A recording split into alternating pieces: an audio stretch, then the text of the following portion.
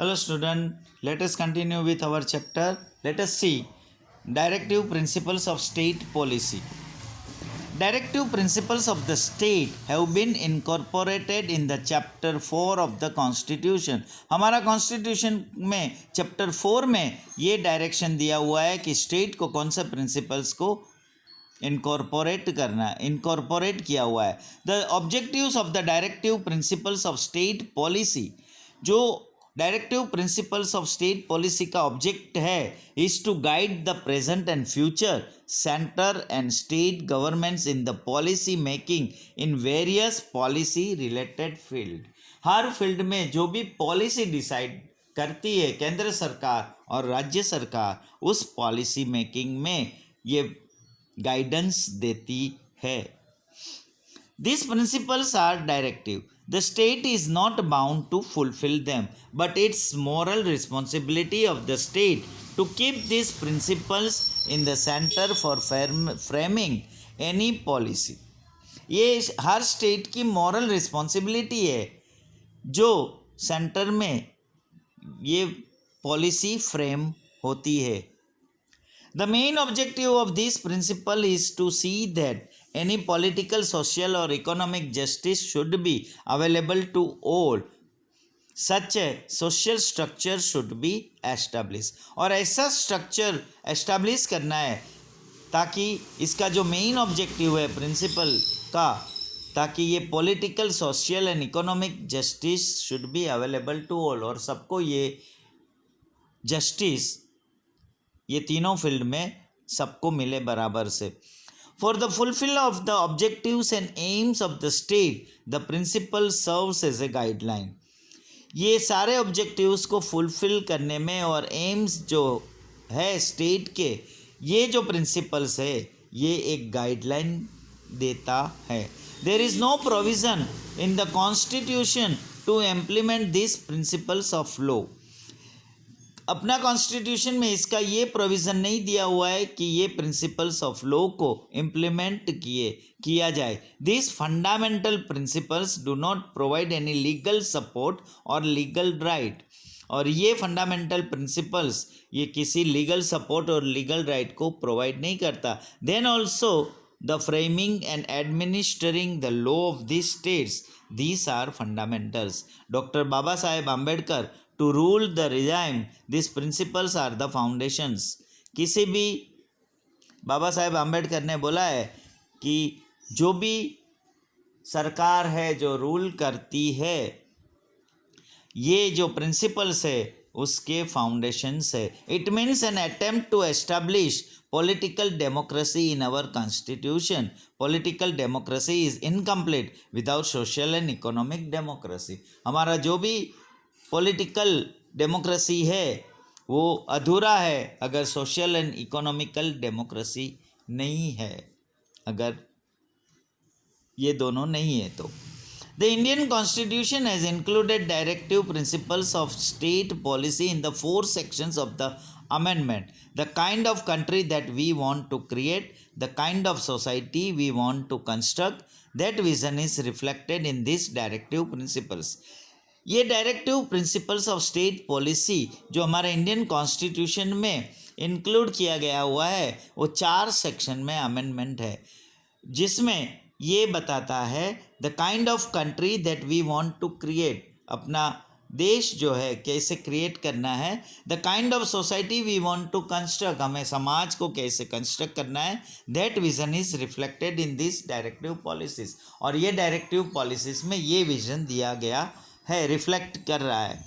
The directive principles are actually directions given by the constitution to the union and state governments to adopt such policies that would help to establish an unbiased society in our country. और हमारे देश में एक ऐसा समाज establish हो जिसकी ये पॉलिसीज़ को अडॉप्ट करके जो हमको जो डायरेक्शन दिया गया हुआ है वो यूनियन एंड स्टेट गवर्नमेंट उसको अडॉप्ट करके एक अच्छे समाज को एस्टैब्लिश कर पाए. The primary of this principle is to establish a social system based on social, economic and political justice. जो पहला मेन एम था हमारा इस प्रिंसिपल्स को एस्टेब्लिश करना कि social system based on social, पहले हमारा ये सोशल सिस्टम था जो समाज के ऊपर बेस्ड था, economic and political justice. These principles are about the implementation of the objectives and ideals presented in the preamble. जो preamble में जो present किया हुआ है, ये principles are about the implementation of the objectives and ideals. जो इसके objectives and ideals जो दिया हुआ है, ये principles उसका implementation में हेल्प करता है. This principles are not included in the constitution of India. ये कॉन्स्टिट्यूशन ऑफ इंडिया में इंक्लूड नहीं है प्रिंसिपल्स.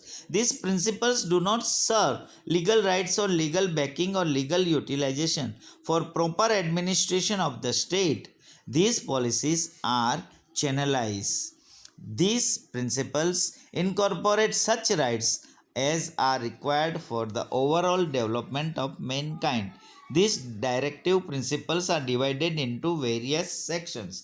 अलग sections में उसको डायरेक्टिव प्रिंसिपल्स को डिवाइड किया हुआ है और इसका मेन जो पर्पस है हर राज्य का, दिस प्रिंसिपल आर चैनलाइज और this principles incorporate such rights as are required for the overall development of mankind. Mankind का ओवरऑल डेवलपमेंट के लिए है. नाउ ये जो 4 सेक्शन में डिवाइड हुआ है, first section is principles related to economic policy. For the modification of economic policy there are certain principles which are given below. Equal distribution of wealth and resources among all classes for the welfare of the citizen. Citizens के welfare के लिए हर एक classes के लिए equal distribution of wealth and resources है. जो भी wealth and resources है वो इक्वल डिस्ट्रीब्यूशन करना है. Assets and production of resources should not be distributed to certain group or section. This should be administered by the state. Equal pay for equal work for both man and woman. Man and women जो भी काम करते दोनों के लिए equal pay देना है. Provision for good health for labourers working at places should be created. जहाँ मजदूर काम करते हैं जिस जगह पे, वहाँ उसकी हेल्थ अच्छी रहे ऐसा प्रोविज़न दिया हुआ है, ऐसा प्लेस क्रिएट करना है. Because of financial constants the men, women and young children working at unhygienic places or where health matters are retorted should not be allowed to happen. और ऐसे मजदूर जहाँ काम करते हैं उसके मेन हो, वुमेन हो या यंग चिल्ड्रन हो, उनके वर्किंग जो है वो अनहाइजेनिक प्लेसेस नहीं होना है और ये सारी चीज़ होने नहीं देना है. उनका माहौल सही होना है. State should promote cooperation in administrative or industrial units by laborers.